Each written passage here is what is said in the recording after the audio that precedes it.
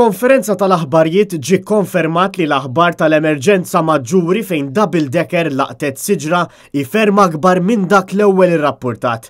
Kif tilfu ħajjithom żewġ persuni ġew feruti madwar 50 persuna fl-inċident bi 12 minnhom huma tfal u 4 minn dawk involuti jinsabu fi stadju kritiku li 2 minnhom huma żewġ titfal. Kif daret il-koll, mill-ewwel ndunajna li dan kien inċident ta' ċertu portata, għal daqstant fuq il-post kif qal-Ministru nbagħtu żewġ ambulanzi mill-ewwel u flimkien ma' żewġ rapid intervention units biex nofru l-assistenza tagħna malar kemm jista' jkun.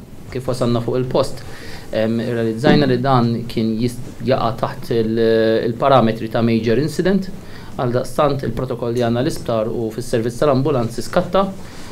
Minħabba fekk ġew deployati mill-ewwel ammonti ta' ambulanzi u Major Incident Support Unit. Fuq il-post beda proċessi magħruf bħala triage fejn inti il-pazjenti jiġu filtered ħalli dawk li huma iżjed kritiċi jingħataw l-ewwel għajnuna.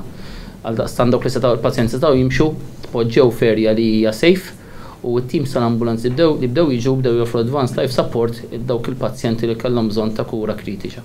Daw kollha involuti fl-inċident huma ta' nazzjonalità barranija ħlifa x-xufier u qarib tiegħu li kien abbord. Iż-żewġ persuni li tilfu ħajjithom huma mara ta' 37 sena ta' nazzjonalità Spanjola u raġel Belġjan ta' 62 sena. Intant iż-żewġ titfal jinsabu f'qagħda kritika huma żewġ Ingliżi ta' 6 u 8 snin.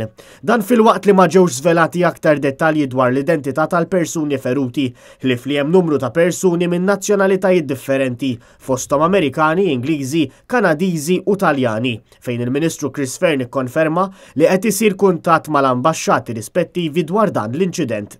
6 persuni li kienu abbord ittieħdu l-isptar Mater Dei fejn 4 minnhom jinsabu fit-taqsima tal-kura intensiva, kif uħud minnhom saret operazzjoni maġġuri fuq il-parti tal-fuq tal-ġisem, kif sofrew ġrieħi l-aktar f'rashom, onqhom u spallejhom.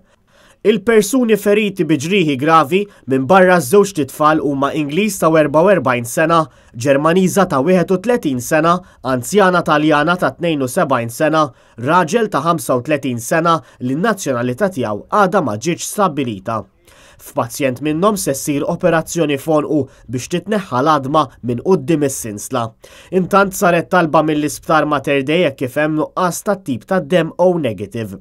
Madankollu fil-konferenza tal-aħbarijiet fl-isptar Mater Dei meta mistoqsi mill-ġurnalisti preżenti dwar il-mod kif seta' seħħ l-impatt mas-siġra, il-Ministru ma ta' l-ebda informazzjoni u ma rispondix jekk it-turisti kienux qegħdin bil-wifqa jew bil-qiegħda fis-sular ta' fuq. Il-Ministru Chris Fearn ikkonferma li s-sewwieq ma kienx wieħed minn dawk li tieħed fit-taqsima tal-kura intensiva kif wara l-inċident u ddaħħal l-isptar fuq saqajħu jiflaħ minn barra l-istat ta' xokk.